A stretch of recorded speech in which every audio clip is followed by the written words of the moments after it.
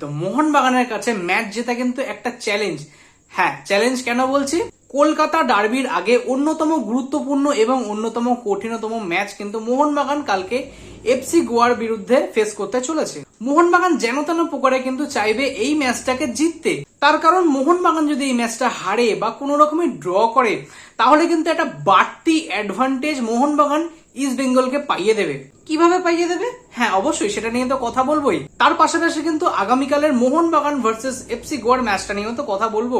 দুটো টিমের recent form কি আছে, প্রবাবল প্লেইং 11 কি হবে, ম্যাচের কি পয়েন্ট কি হবে, ম্যাচের উইক পয়েন্ট কি আছে, আর একদম শেষে কিন্তু কথা বলবো আমার প্রেডিকশন, কালকে মোহনবাগান ম্যাচটা জিতবে, হারবে না ড্র করবে। সো ভিডিওটা শুরু থেকে শেষ অবধি দেখতে থাকো পুরো বিষয়টা জানার জন্য। So hello guys, welcome to football matrix. তোমাদের সবাইকে স্বাগত প্রি ম্যাচ টকের একটা নতুন ভিডিওতে। তোমাদের আমি একটা কথা বলতে চাই যে তোমরা রেগুলার বেসিসে কিন্তু আমার ভিডিও দেখো, আমার এঙ্গেজমেন্টও যথেষ্ট কিন্তু ভালো আছে, তাহলে তোমরা সাবস্ক্রাইবটা কেন করছো না? দেখো 90 থেকে 95% লোক কিন্তু ভিডিও দেখে কিন্তু সাবস্ক্রাইব করে না। সো প্লিজ সাবস্ক্রাইবটা করে দাও।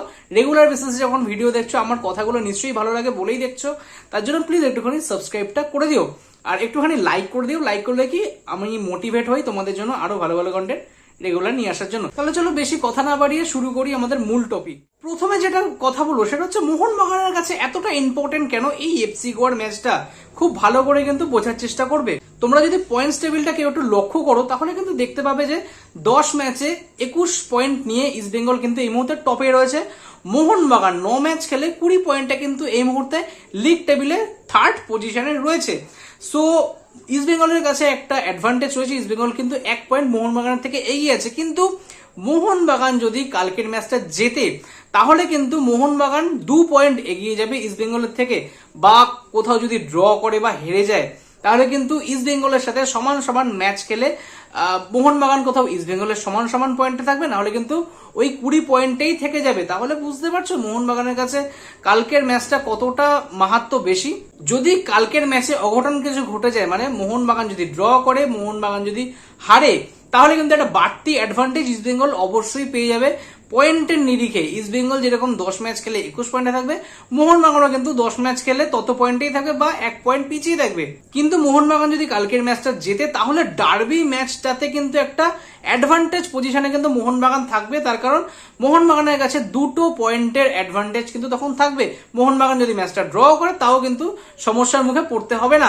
কিন্তু মোহনবাগান যদি কালকের ম্যাচটা হারে তাহলে কিন্তু ডার্বি ম্যাচটা কোথাও মোহনবাগানকে জিততেই হবে, না হলে ইস্ট বেঙ্গল কিন্তু অ্যাডভান্টেজ পজিশনে থাকবে, ইস্ট বেঙ্গলের তখন ড্র করলেও চলবে। তাহলে বুঝতে পেরেছো কেন মোহনবাগানের কাছে কালকের ম্যাচটা এতটা ইম্পর্টেন্ট।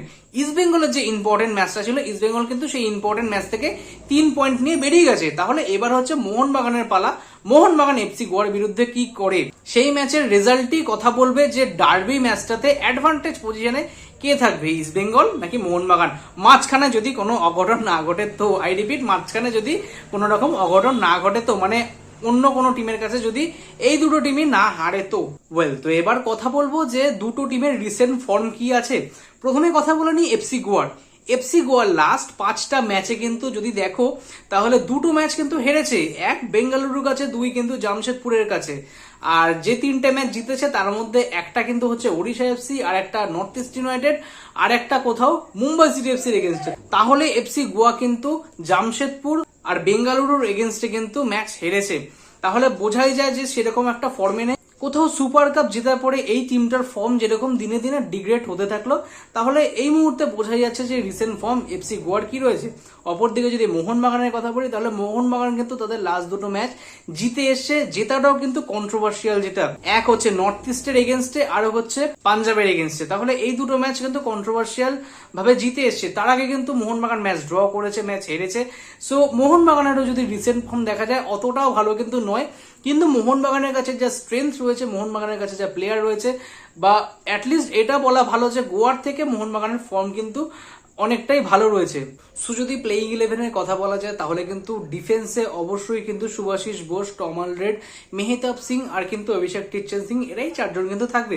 মাঝমাঠে যদি কথা বলা যায় তাহলে কিন্তু আপুইয়া ফিরে আসছে। সো হয়তো অনিরুদ্ধ থাপাকেই কম্প্রোমাইজ করা হবে, তার জায়গায় কিন্তু আপুইয়া কিন্তু কালকে নামবে।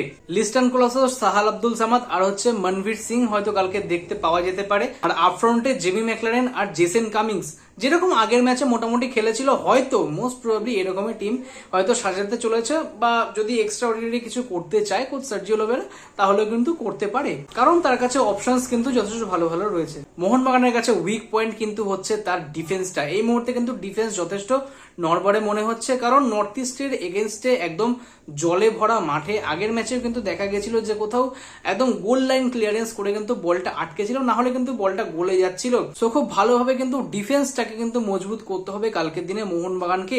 আর কোথাও যদি ডমিনেট করার জায়গা মোহনবাগানের প্লেয়াররা পেয়ে থাকে তাহলে কিন্তু হচ্ছে মাঝমাঠ, কারণ মোহনবাগানের মাঝমাঠ যথেষ্ট ভালো রয়েছে। আর অপরদিকে এফসি গোয়া তার মাঝমাঠে কিন্তু সেরকম একটা প্লেয়ার নেই, প্লাস তারা কিন্তু সেরকম একটা ফর্মেও নেই। এবার দেখা যাক কালকের ম্যাচে কি হয়। সো এতক্ষণ পর্যন্ত যদি ভিডিওটা দেখো তাহলে প্লিজ একটুখানি লাইক করে দিও কিন্তু। আর এবার আমি কথা বলবো যে আমার প্রেডিকশন নিয়ে আমার কি মনে হচ্ছে কালকে মোহনবাগান ম্যাচ জিতবে নাকি হারবে বা ড্র হবে। দেখো রিসেন্ট ফর্মের দিকে তাকাই, মোহনবাগানের টোটাল টিমের দিকে তাকাই, তাহলে অবশ্যই এই জায়গায় মোহনবাগানের কিন্তু জেতা উচিত। আমি কিন্তু কোথাও মোহনবাগানকে জেতার দিকেই কিন্তু এগিয়ে রাখবো, কিন্তু এফসি গোয়াকেও কিন্তু হালকায় নিলে কিন্তু চলবে না। এফসি গোয়া কিন্তু ফাইট ব্যাক করতে পারে, মোহনবাগানকে কিন্তু আটকালেও আটকে দিতে পারে। তো আমার প্রেডিকশন অনুযায়ী মোহনবাগান কিন্তু কালকের ম্যাচ জিততে চলেছে, কোথাও 60-48 হিসেবে কিন্তু আমি ধরে চলছি। এবার দেখা যাক কালকে ম্যাচে কি হয়। কালকে বিকাল 5:30 দিয়ে ম্যাচ রয়েছে, সো ম্যাচের দিকে তো আমরা সবাই তাকিয়ে থাকবো। তোমাদের কি মতামত তোমরা অবশ্যই কমেন্ট সেকশনে জানাও। তোমাদের কমেন্টটা কিন্তু যথেষ্ট ভ্যালুয়েবল, কমেন্ট জানাতে কিন্তু ভুলো না। সো ভিডিওতে এতটা রেখে থাকলে প্লিজ একটুখানি লাইক করে দাও, চ্যানেলে প্রথমবার এসে থাকলে চ্যানেলটা একটুখানি সাবস্ক্রাইব করে দিও। নেক্সট আসবো ইস্ট বেঙ্গলের প্রি ম্যাচ স্টকের ভিডিও বা মোহনবাগানের পোস্ট ম্যাচ স্টকের ভিডিও নিয়ে, কারণ দুটো ভিডিওই কিন্তু আমি বানাবো। এবার কোনটা আগে আসবে কোনটা পরে আসবে এখনো পর্যন্ত কিন্তু আমি জানি না। সো চ্যানেলটাকে সাবস্ক্রাইব করে রাখো সেই ভিডিওগুলো পাওয়ার জন্য। Till then subscribe the channel and tata.